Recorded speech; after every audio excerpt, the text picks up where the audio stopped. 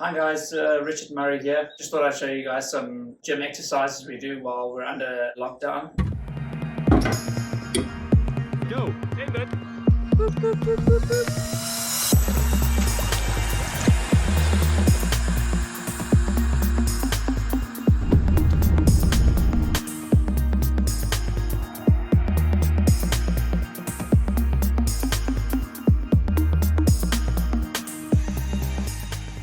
In the Netherlands, we're able to get outside a little bit, so yeah, we still do our gym twice a week, and I do about half an hour to 45 minutes of gym. I'll go through the basics, probably about 5 or 8 different exercises in the next 10 minutes, and yeah, hope you guys enjoy and you can take something from it. So yeah, the first one for me, the most important thing is I need to keep my hips nice and loose. So I always start with a little bit of hip flexor stretching. So the first one I'll always do, I'll literally kind of just lean into my hip flexors here a little bit.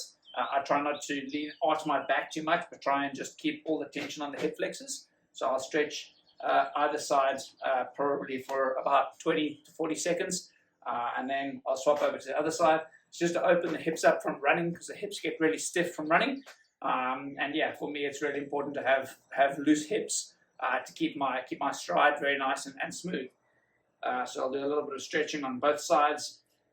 From this one, I'll generally go into a little bit of quad stretching. So I'll lean back, and also opens the hips, the ankles a little bit from swimming. So some of the times from running and stuff, the ankle joints get very stiff. And I picked up some injuries the last year, so I've got to keep the ankles also quite open. So I'll literally just sit like this. For me, I'm stretching my ankles already now. And so I'll sit like this for probably 2 minutes odd, just to kind of open the ankles up a little bit.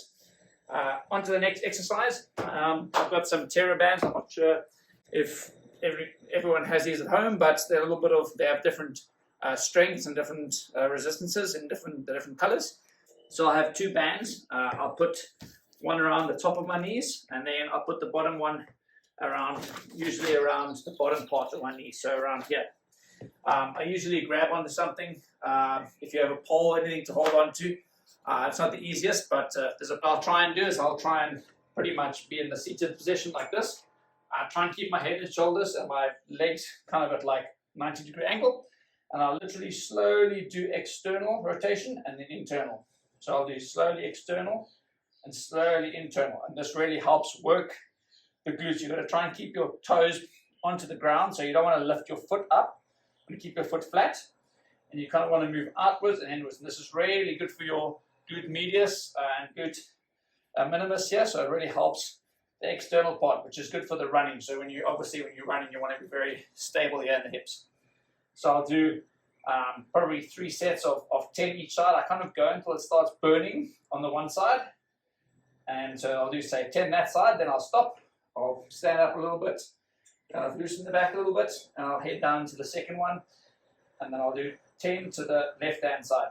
My left-hand side's a bit weaker than the right-hand side, so I tend to do 1 extra set on the weak side, just to kind of try and balance things out a little bit. But you can go pretty much until it starts burning in your bottom, and then you know you're getting the benefits from doing exercises with these bands. So that's that. Do 10 on one side, 10 on the other side, and then I rotate probably 3 times. On to the next one. Most of my stuff is stability related. So I'll take 1 band off. Now I've just got 1 band. Head the band onto my ankles. These bands are not really expensive, but what I'll do is pretty much balance on one leg, and all the weight now is on the left glute. And I try and keep my hips as stable as I can. I'll do 10 reps like that to the side. Then what I'll do is I'll do 10 reps to the back, backwards like that, all the weight, all the strength going onto the glutes. Then I'll do cross direction towards the side, like that, for 10 like that. And then I'll do 10 forwards as well. And sometimes, for some extra measure, I'll do the running ones, pretty much where I lift my knee right up. This all helps the stability of the hip joint. This is great for running. People that have running injuries, ankles, lower leg, Achilles, calves, those things, it's really good for that. Helps you to stop sinking in the hip when you're running. So it really helps for running stability and running strength. So those are the basic stability ones for my hip joints. I'll show you guys some of the other ones. So other ones I enjoy to do for running. Obviously plank one, doing a bit of planking is always really good for helping strengthen your core. Sometimes I'll also do a tiny bit of hip taps, so I'll tap kind of in addition to the plank, kind of do the hip taps like this, which is also good for strengthening the lateral parts of your abs as well. So I'll do that maybe for a minute, 2 minutes, twice a week. That's all that's needed. From there, I can also go into the side plank, kind of put my one arm straight up as well, try and keep my body as straight, try not to sink in the hips or try and sag down or be up too much. Just try and keep a straight level position, arm up in the neutral position. Then I'll roll over to the other side, do the same as well. Sometimes I'll add a little bit of hip taps as well to the side. Also helps with some great strength through the lateral side of the body. So I'll do that as well for about 5 minutes, different variations, different parts of it. That helps quite a bit. The next one I'll go on to as well, I'll do some sit-ups as well. So I'll also do sit-ups. It's easier when someone's holding your feet down and I cross over. Sit-ups come up and I cross over. Up and I cross over. I'll do about 20 or 30 of those as well, just twice a week. So basic conditioning for the abs is quite important too. One thing is really important, if you do your abs, you have to do your back as well. So a lot of the time as well, I also do a lot of upper back work, try and strengthen the back. For cycling, it's really important to have a strong back. So I'll do a lot of like this. I'll do the Superman position, maybe 20 seconds to a minute. That also helps. To the side, you can also do the starfish one. You can do this exercise, also great for the upper back and strength. And yeah, that kind of helps strengthen the back part as well. So I've done the hip flexors. The next one really important for my hips. I also cross the leg over here, 90-degree angle with the hips. I'll lean into the hip joint for 2 seconds, try and keep the body straight. So lean into the hip joint is all about opening the hips. Lean into the hip joint for 2 seconds, back to neutral. Lean into the hip joint, 2 seconds, back to normal. It's really good for opening up the hip joint. 2 seconds, so I'll do about 10 to 12 of those on each side. Then I cross over. Remember to keep the knees square. Try not to be ahead of your body. Try to just be 90 degrees with your legs. And lean into it for 2 seconds.